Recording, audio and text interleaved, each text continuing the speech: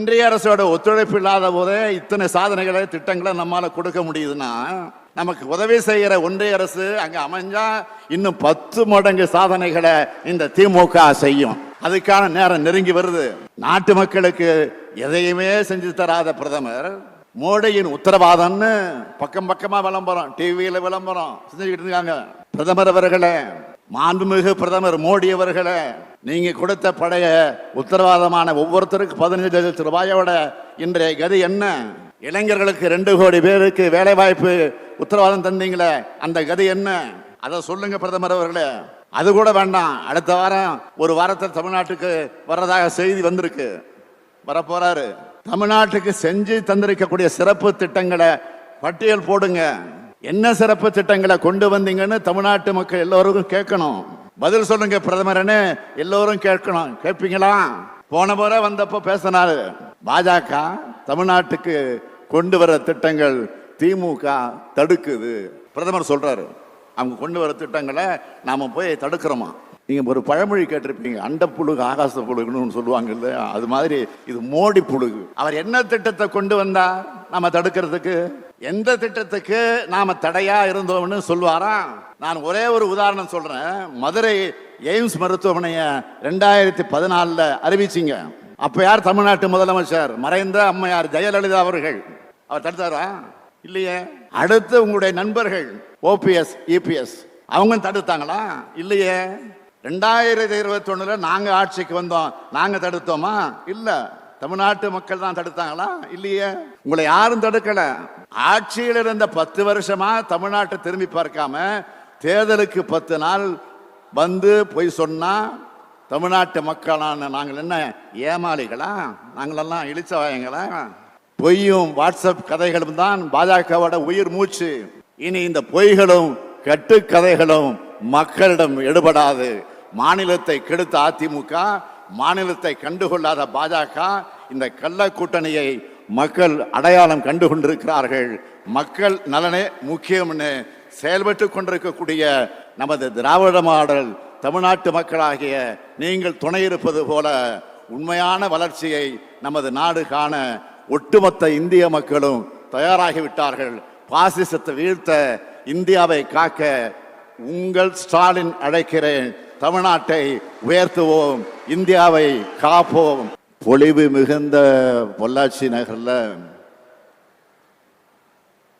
கோவை, நீலகிரி, திருப்பூர், ஈரோடு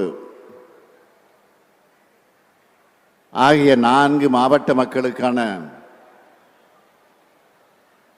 நலத்திட்ட உதவிகள் வழங்கக்கூடிய எழுச்சி மிகு விழாவில் மகிழ்ச்சியோடு நான் பங்கேற்க வந்திருக்கிறேன். இந்த மாவட்டங்களுக்கெல்லாம்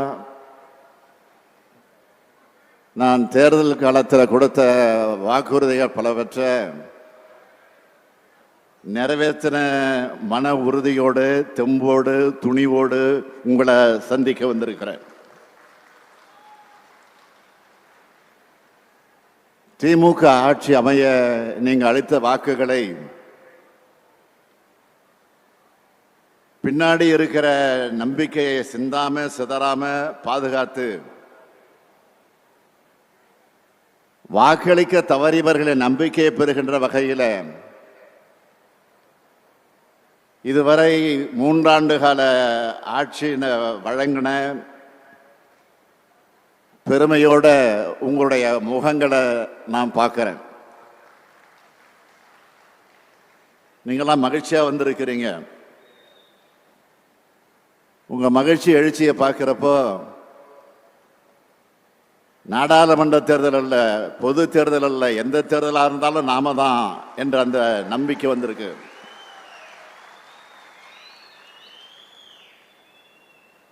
பொள்ளாச்சினால கவிஞர் மருதகாசி எழுதின பாட்டு தான் பலருக்கும் ஞாபகம் வரும். அதுலயும் இன்னைக்கு இன்ஸ்டாகிராம்ல இருக்கிற இளைஞர்கிட்ட கூட அவரோட அந்த பாடல் நல்லா ரீச் ஆகிருக்கு. பொதியை ஏற்றி வண்டியில் பொள்ளாச்சி சந்தையில் விருதுநகர் வியாபாரிக்கு சின்ன கண்ணு, நீ வித்து போட்டு பணத்தை எண்ணு செல்லக்கண்ணு என்ற இந்த பாடல் பொள்ளாச்சியோட வர்த்தக பெருமையை சொல்லுது. அப்படிப்பட்ட இந்த பொள்ளாச்சி அமைஞ்சிருக்க கூடிய இந்த கோவை மாவட்டத்துக்கு 4 முறை வந்து 1,48,949 பேருக்கு 1,441 கோடி ரூபாய் மதிப்பீட்டில் நலத்திட்ட உதவிகள் வழங்கியிருக்கேன். இன்று 5வது முறையாக வந்திருக்கிறேன். இந்த விழாவை மிக சிறப்பாக ஏற்பாடு செஞ்சிருக்கக்கூடிய மாண்புமிகு அமைச்சர் முத்துசாமி அவர்களுக்கு என்னுடைய பாராட்டுக்கள், வாழ்த்துக்கள். அமைச்சர் முத்துசாமி அவர்களை பொறுத்த வரைக்கும் அமைதியாக இருக்கக்கூடியவர், அடக்கமாக இருக்கக்கூடியவர். ஆனால் அதே நேரத்தில் ஆற்றல் மிக்க அமைச்சர். அதிகம் அலட்டிக்க மாட்டார். ஆனால் களத்தில் சுறுசுறுப்பாக வேலைகளை செய்யக்கூடியவர். அப்படி ஒரு செயல் வீரர் தான் நம்முடைய அமைச்சர் முத்துசாமி அவர்கள். இது என்ன அரசு நிகழ்ச்சியா அல்லது ஒரு பெரிய மண்டல மாநாடா என்று எண்ணக்கூடிய அளவிற்கு இந்த விழாவை ஏற்பாடு செஞ்சிருக்கக்கூடிய இந்த 4 மாவட்டத்து அமைச்சர்களுக்கும்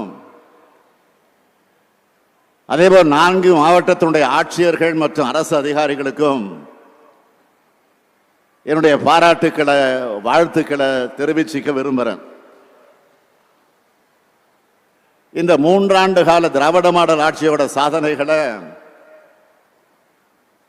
தலைப்புகளா முதல்ல பட்டியலிட விரும்புகிறேன். கலைஞர் மகளிர் உரிமை திட்டம், மகளிருக்கு விடியல் பயணம், புதுமை பெண் திட்டம், காலை உணவு திட்டம், இல்லம் தேடி கல்வி, நான் முதல்வன் திட்டம், மக்களை தேடி மருத்துவம், இன்னுயிர் காப்போம் நம்மை காக்கும் 48, கள ஆய்வில் முதலமைச்சர் திட்டம், மக்களுடன் முதல்வர் திட்டம். இதற்கெல்லாம் முத்தாய்ப்பாய் நீங்கள் நலமா திட்டம். நம்மளோட திட்டங்கள் மூலமா பயனடைந்த ஒவ்வொருவரையும் செல்போன்ல அழைச்சு முதல்ல நீங்க நலமான்னு கேட்கிறேன். பின்னர் திட்டத்தோட பயன் வந்து சேர்ந்துதா அப்படின்னு கேட்கிறேன். அதுல ஏதாவது சிரமம் இருக்கான்னு கேட்கிறேன். கோட்டையிலிருந்து மட்டும் திட்டங்கள் அறிவிக்காம கடைக்கோடையில் இருக்கிற மக்கள் கிட்டையும் பேசுற முதலமைச்சராக இருக்கக்கூடியவன் நான் தான். இது ஏதோ நான் ரொம்ப கர்வத்தோட சொல்றேன் நினைக்காதீங்க, அடக்கத்தோட சொல்றேன், உரிமையோட சொல்றேன். உங்க ஒவ்வொருத்தருடைய உணர்வையும் மதிக்கிறவன்னா, உங்க ஒவ்வொருத்தருடைய கருத்தையும் காது கொடுத்து கேட்கிறவன்னா, உங்க கோரிக்கைகளை தேவைகளை நிறைவேற்றணும்னு உழைக்கிற முதலமைச்சர் தான். அதனாலதான் நீங்கள் நலமா திட்டத்தை தொடங்கி இருக்கேன். இப்படி சிந்திச்சு சிந்திச்சு மக்களுக்கான முத்திரை திட்டங்களை உருவாக்குறதுல தான் தமிழ்நாட்டுடைய தொழில் வளம் உயருது, வேலை வாய்ப்பு பெருகுது, பொருளாதாரம் வளருது, ஒட்டுமொத்த தமிழ்நாடு முன்னேறுது. அதை பார்த்து சிலர் பொறாமைப்பட்டு தமிழ்நாட்டு மக்களையும் தமிழருடைய உணர்வுகளையும் கொச்சைப்படுத்துகிற வகையில் பொய்களையும் அவதூறுகளையும் பரப்ப வாட்ஸ்அப் யூனிவர்சிட்டி நடத்துறாங்க. அவங்களுக்கெல்லாம் நீங்க தக்க பாட போட்ட நேரம் வந்துருச்சா இல்லையா? நம் மண்ணை, நம் தமிழை, நம் பண்பாட்டை, நம் வரலாற்றை, நம் பெருமையை பழிப்பவர்களுக்கு பதில் சொல்ற காலம் வந்தாச்சு. அதோட அடையாளம் தான் இங்க நீங்க திரண்டு வந்திருக்கக்கூடிய காட்சி. திரளாக வந்திருக்கக்கூடிய உங்களுடைய கோவை மாவட்டத்துக்கு செஞ்சிருக்கக்கூடிய வளர்ச்சி பணிகளை வரிசையா பட்டியலிட விரும்புகிறேன். பில்லூர் கூட்டு குடிநீர் திட்ட 3ஆம் கட்ட பணிகள் நிறைவு. செம்மொழி பூங்கா அமைக்க அடிக்கல். சங்கனூர் ஓடை புனரமைப்பு. உக்கடம் ஆத்துப்பாலம் மேம்பாலம் கட்டி முடிக்கப்பட்டு நீட்டிப்பு பணி. அவிநாசி சாலை உயர்மட்ட மேம்பாலம், பொள்ளாச்சி புறவழிச்சாலை மேற்கு புறவழிச்சாலை பணிகள். விளாங்குறிச்சி தகவல் தொழில்நுட்ப பூங்கா. குறிச்சி தொழிற்பேட்டையில அடுக்குமாடி ஆயத்த தொழில் வளாகம்னு ஏராளமான திட்டங்கள் கோவை மாவட்டத்திற்கு வழங்கினதோடு இது எல்லாத்துக்கும் முகடும் வைக்கிற மாதிரி மதுரை போன்ற கோவையில் அறிவியல் மையத்தோடு கூடிய உலகத்தரம் வாய்ந்த ஒரு மாபெரும் நூலகமும் அமைக்க உள்ள அரசு தான் உங்களுடைய அரசு. இந்த அரசு அடுத்து ஈரோடு மாவட்டத்துக்கு வரேன். ஈரோடு மாவட்டத்தை பொறுத்த வரைக்கும் ஈரோடு மாநகராட்சியில் விடுபட்ட பகுதிகளில் பாதாள சாக்கடை திட்டம், கலைஞராயன் வாய்க்கால் புதுப்பிக்கும் பணி, மாவட்ட மத்திய நூலகம் புதுப்பிப்பு, கிராமப்புற சாலைகள், ஈரோடு மருத்துவமனைக்கு மாபெரும் கட்டடம், வெள்ளோடு கிராமத்தில் 120 அடுக்குமாடி குடியிருப்புகள், சித்தோட்டில் மஞ்சள் ஏற்றுமதி மையம், ஜவுளி பூங்கான்னு பல்வேறு திட்டங்களை ஈரோட்டுக்காக செஞ்சிருக்கோம். திருப்பூர் மாவட்டத்தை எடுத்துக்கிட்டா பாதாள சாக்கடை திட்டம் இணைப்புகள், 843 கிலோமீட்டர் நீளத்துக்கு சாலைகள், 4 பாலங்கள், புதிய பேருந்து நிலையம், 27 பள்ளிகளில் 60 புதிய வகுப்பறைகள் உள்ளிட்ட பணிகள் திருப்பூர் மாவட்டத்தில் செஞ்சிருக்கோம். நீலகிரி மாவட்டத்தை எடுத்துக்கிட்டா யானை பாகர்களுக்கு உதவியாளர்களுக்கு வீடுகள், தேயிலை தோட்ட தொழிலாளர்கள் 1000 பேருக்கு ஓய்வூதிய பலன்கள், தேயிலை தோட்ட தொழிலாளர்களுக்கு ஊதிய உயர்வு, ஓய்வு பெற்ற ஊழியர்களுக்கு குடியிருப்புகள் ஆகியவை வழங்கப்பட்டிருக்கு. நீலகிரி மாவட்டத்தில் இருக்கிற குடும்ப அட்டைதாரர்களுக்கு அரிசிக்கு பதிலாக 2 கிலோ கேழ்வரகு வழங்குகிற திட்டம் தொடங்கி வைக்கப்பட்டிருக்கு. வனவிலங்குகளால் தாக்கப்பட்டு உயிரிழப்பவர்களுடைய குடும்பங்களுக்கு வழங்கப்படுகிற இழப்பீட்டு தொகையை 5 லட்சத்திலிருந்து 10 லட்சம் ரூபாயாக உயர்த்தி இருக்கும். இப்படி கோவைக்கும் நீலகிரிக்கும்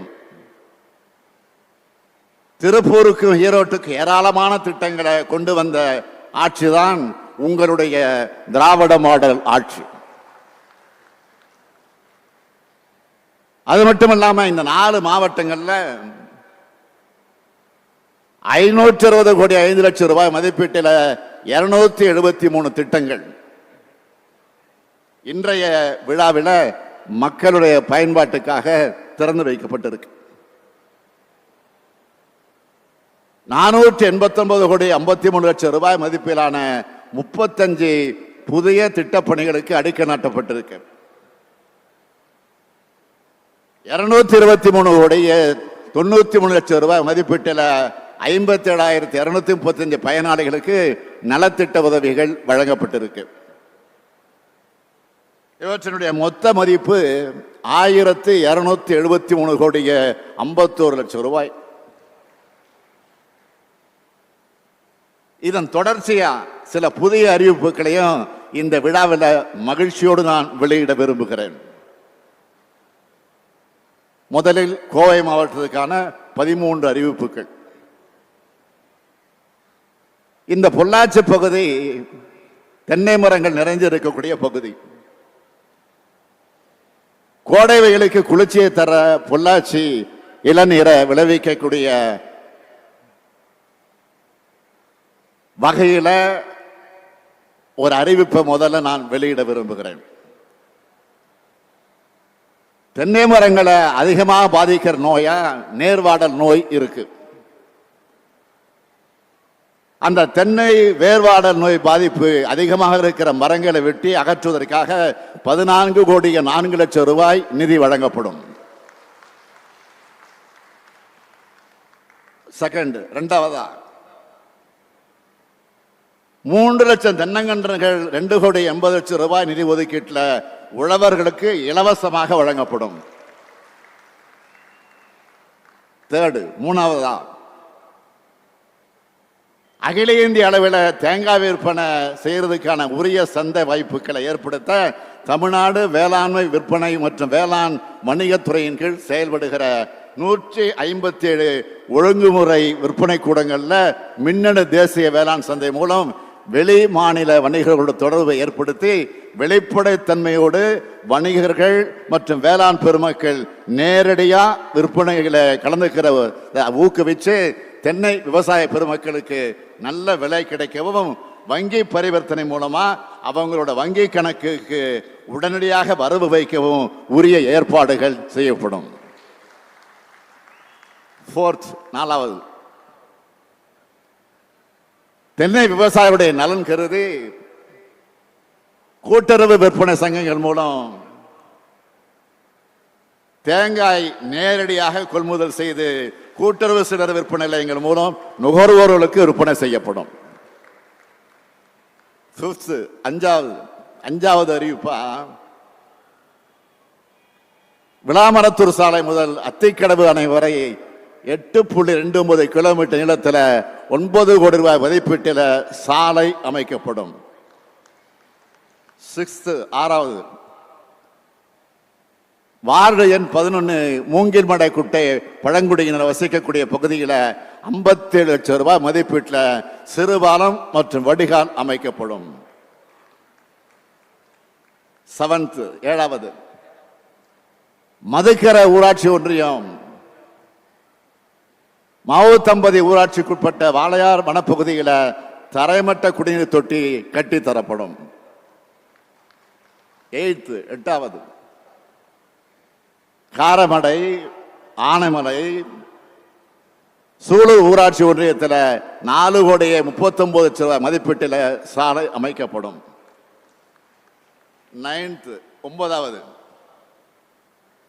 ஒன்பதாவது அறிவிப்பா சொல்றேன். இக்கரை பூலுவாம்பட்டி ஊராட்சி, பெரியநாயக்கம் பாளையம் ஊராட்சி ஒன்றியம், சோமயம்பாளையம் ஊராட்சி, மதுக்கரை ஊராட்சி ஒன்றியம், திவான் சாப்புதூர் ஊராட்சி மற்றும் மாவுத்தம்பதி ஆகிய ஊராட்சிகளில் 4 பாலங்கள் கட்டப்படும். 10வது, 15 அங்கன்வாடி மையங்கள், 18 நியாய விலை கடைகள், 14 சமுதாய நலக்கூடங்கள், 7 பேரூராட்சிகளில் கழிவுநீர் சுத்திகரிப்பு நிலையங்கள் கட்டப்படும்.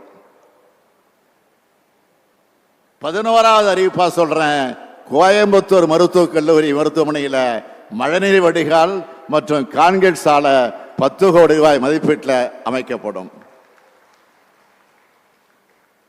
12வது, உக்கடம் பேருந்து நிலையம் அருகே அமைக்கப்பட்டு வரும் மேம்பாலத்தால் அகற்றப்பட்ட பேருந்து நிலையம் 20 கோடி ரூபாய் மதிப்பீட்டில் நவீன முறையில் சீரமைக்கப்படும். 13வது அறிவிப்பா,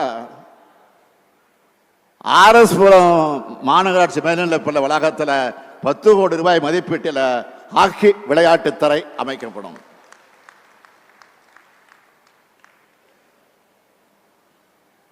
அடுத்து ஈரோட்டுக்கு வரேன். ஈரோட்டு மாவட்டத்துக்கான அறிவிப்புக்காக இப்ப வரேன். முதலாவதா சோலார் பகுதியில் 20 கோடி ரூபாய் மதிப்பீட்டில் காய்கறி மளிகை சந்தை வளாகம் அமைக்கப்படும். இரண்டாவது வஉசி பூங்கா 15 கோடி ரூபாய் மதிப்பீட்டில் தரம் உயர்த்தி தரப்படும். மூணாவது ஈரோடு மாநகராட்சி பகுதியில் 30 கோடி ரூபாய் மதிப்பீட்டில் கழிவுநீர் சுத்திகரிப்பு நிலையத்தோடு காவிரி ஆற்று முகப்பு மேம்படுத்தப்படும். நாலாவது புதிய மாவட்ட மைய நூலகம் ஒன்று 6 கோடி ரூபாய் மதிப்பீட்டில் அமைக்கப்படும்.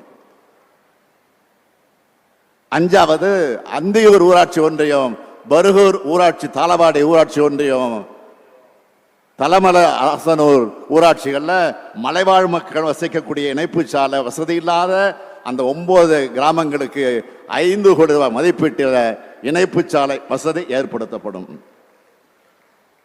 ஆறாவது 8 சமுதாய நலக்கூடங்கள் கட்டப்படும்.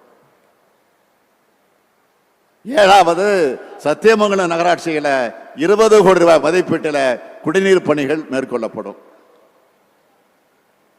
எட்டாவது அறிவிப்பா, மஞ்சள் மற்றும் மஞ்சள் மதிப்பு கூட்டப்பட்ட பொருட்கள் இருப்பு வைத்து வியாபாரம் செய்ய ஏதுவாக குளிர் பதன கிடங்குகள் அமைக்க நடவடிக்கை எடுக்கப்படும்.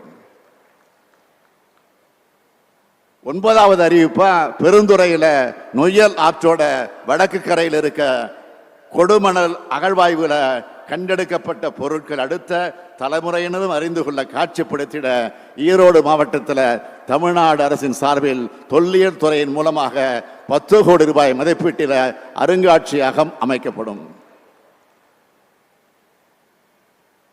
அடுத்து திருப்பூருக்கு வரோம். அடுத்து திருப்பூர். இந்த மாவட்டத்துக்கான 5 அறிவிப்புகள். முதலாவதாக பெருமாநல்லூர் சாலையில் நல்லாற்றில் பொம்மநாயக்கம்பாளையம் மற்றும் போயம்பாளையம் சாலை வர மற்றும் பிச்சம்பாளையம் மீன் சாலை முதல் ராஜா நகர் வர 11 கோடி 50 லட்சம் ரூபாய் மதிப்பீட்டில் பாலங்கள் கட்டப்படும். இரண்டாவதா திருப்பூர் மாநகராட்சிக்கு 75 கோடி ரூபாய் மதிப்பீட்டில் புதிய அலுவலக கட்டடம் அமைக்கப்படும். மூணாவதா கிராம பகுதிகளில் 8 புதிய அங்கன்வாடி மைய கட்டிடங்கள் 1 கோடி 38 லட்சம் ரூபாய் மதிப்பீட்டில் கட்டப்படும்.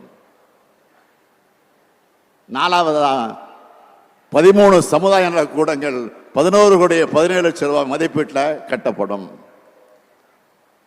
அஞ்சாவது பல்லடம் அரசு மருத்துவமனை வளாகத்தில் புதிதாக விபத்து மற்றும் எலும்பு முறிவு சிறப்பு மருத்துவமனை 4 கோடி ரூபாய் மதிப்பீட்டில் அமைக்கப்படும்.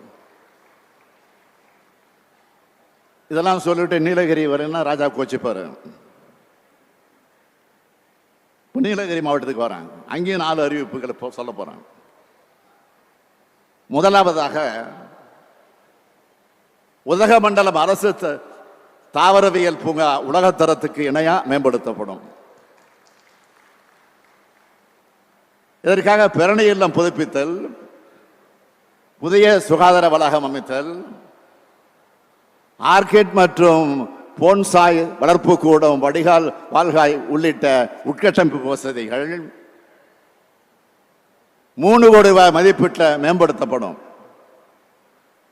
இரண்டாவதா 5 அரசு துணை சுகாதார நிலையங்களுக்கு தலா 50 லட்சம் ரூபாய் செலவில் மொத்தம் 2 கோடி 50 லட்சம் ரூபாயில புதிய கட்டடங்கள் அமைக்கப்படும். மூணாவதா தனியார் கட்டடங்கள் இயங்குகிற 10 நியாய விலை கடைகளுக்கு 1 கோடி 50 லட்சம் ரூபாய் மதிப்பீட்டில் புதிய கட்டடங்கள் கட்டப்படும். நாலாவதா நீலகிரி மாவட்டத்தில் 2 சமுதாய நல கூடங்கள் 1,32,00,000 ரூபாய் மதிப்பீட்டில் கட்டப்படும். இப்படி நான் அறிவிக்கிறேன்னா, நான் ஒரு கோப்புல கையெழுத்து போடுறப்போ லட்சக்கணக்கான மக்கள், கோடிக்கணக்கான மக்கள் மகிழ்ச்சி அடைகிறாங்கன்னு பொருள்.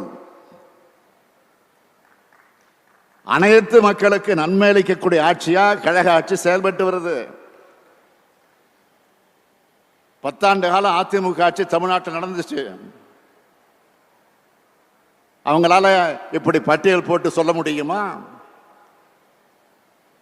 மேற்கு மண்டலத்தை தங்களோட கோட்டைன்னு சொல்லிக்கிட்டாங்களே. வாக்களிச்ச மக்களுக்கு அதிமுக ஆட்சி ஏதாவது நன்மை செஞ்சுதான்? இத்தனைக்கு மேற்கு மண்டலத்தை சார்ந்த அமைச்சர்கள் அதிமுக ஆட்சியில அதிகாரத்தில் இருந்தாங்க. அவங்க இந்த மேற்கு மண்டலத்துக்கு செஞ்சது என்ன?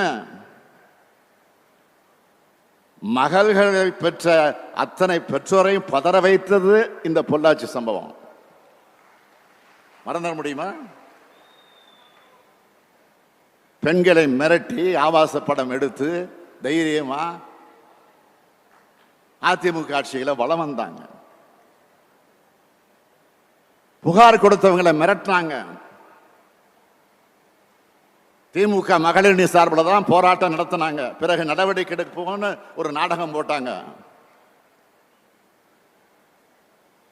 ஆனா சாட்சிகள் மிரட்டப்படக்கூடிய வேடிக்கையை பார்த்தாங்க.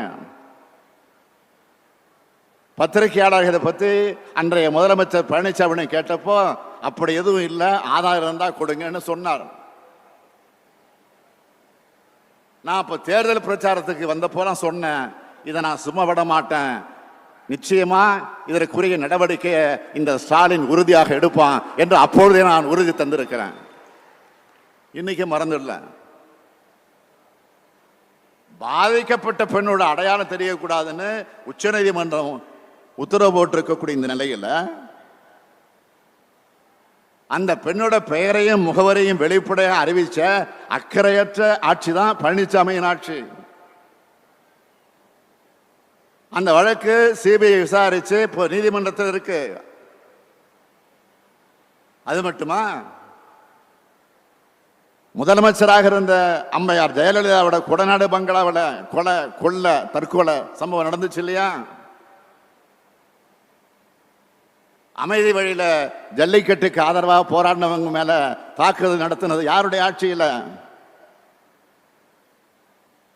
பெண் போலீஸ் எஸ்பிக்கே பாதுகாப்பு இல்லாத வகையில ஆட்சி நடத்தினது யாரு? தூத்துக்குடியில 11 பேர் துப்பாக்கியால சுட்டு கொன்னது யாருடைய ஆட்சியில்? கஞ்சா குட்கா மாமூல் பட்டியல்ல அமைச்சரும் டிஜிபியுமே இருந்தாங்களே, அது யாருடைய ஆட்சியில்? அந்த வழக்கில் குற்றப்பத்திரிகை கூட தாக்கல் செய்ய விடாம தடுத்த கூட்டணி தான் இன்றைக்கு உத்தமர் வேஷம் போடுறாங்க. இந்த கூட்டணி மறுபடியும் மக்களை ஏமாத்த பிரிஞ்ச மாதிரி நடிச்சுக்கிட்டு இருக்காங்க. டிராமா நடந்துகிட்டு இருக்கு. தமிழ்நாட்டு நலனுக்கும் தமிழர்களுடைய நலனுக்கும் எதிரான அதிமுக பாஜக கள்ள கூட்டணி ஒரு பக்கம்னா, தமிழ்நாட்டு மக்களும் தமிழ்நாட்டை வளமாக்க தமிழர்களுடைய உரிமைகளை பாதுகாக்க இன்னொரு பக்கம் ஜனநாயக சக்திகளும் திமுகவும் ஒற்றுமையாக நிற்கிறோம். ஒன்றிய அரசோட ஒத்துழைப்பு இல்லாத போதே இத்தனை சாதனைகளை திட்டங்களை நம்மால கொடுக்க முடியுதுன்னா, நமக்கு உதவி செய்கிற ஒன்றிய அரசு அங்க அமைஞ்சா இன்னும் 10 மடங்கு சாதனைகளை இந்த திமுக செய்யும். அதுக்கான நேரம் நெருங்கி வருது. நாட்டு மக்களுக்கு எதையுமே செஞ்சு தராத பிரதமர் மோடியின் உத்தரவாதம்னு பக்கம் பக்கமா விளம்பரம், டிவியில விளம்பரம் செஞ்சுக்கிட்டு இருக்காங்க. பிரதமர் அவர்களே, மாண்புமிகு பிரதமர் மோடி அவர்களே, நீங்க கொடுத்த படைய உத்தரவாதமான ஒவ்வொருத்தருக்கு 15 லட்சம் ரூபாயோட இன்றைய கதி என்ன? இளைஞர்களுக்கு 2 கோடி பேருக்கு வேலை வாய்ப்பு உத்தரவாதம் தந்தீங்களே, அந்த கதி என்ன? அதை சொல்லுங்க பிரதமர் அவர்களே. அது கூட வேண்டாம். அடுத்த வாரம் ஒரு வாரத்தில் தமிழ்நாட்டுக்கு வர்றதாக செய்தி வந்திருக்கு, வரப்போறாரு. தமிழ்நாட்டுக்கு செஞ்சு தந்திருக்கக்கூடிய சிறப்பு திட்டங்களை பட்டியல் போடுங்க. என்ன சிறப்பு திட்டங்களை கொண்டு வந்தீங்கன்னு தமிழ்நாட்டு மக்கள் எல்லோருக்கும் கேட்கணும்.